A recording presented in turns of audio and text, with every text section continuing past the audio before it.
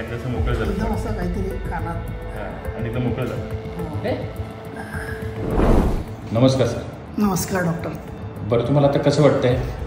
पहिल्या सेशन नंतर खूप आराम पडला, कारण पूर्ण जे नाक बुजलेलं असायचं आणि जे डोक्यामध्ये जो हेवीनेस असायचा तो आता पूर्णपणे गेलेला आहे. पूर्णपणे. किती वर्षापासून सायनसचा त्रास होता तुम्हाला? मला वाटतं 20 वर्ष तरी झाले असतील अंदाजे. चला आपण आता सेकंड सेटिंग करू. ओके, एकदम ओपन कर. करा ऐका.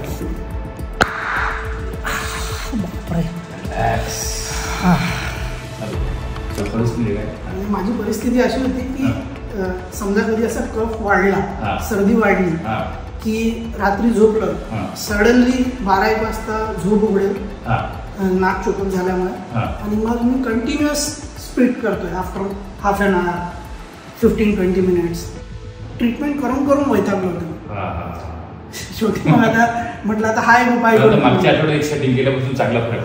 त्याच्याने माझी आता रात्री नाक चोकअप होत नाही, पहिले व्हायचं. ओके, चला थँक्यू.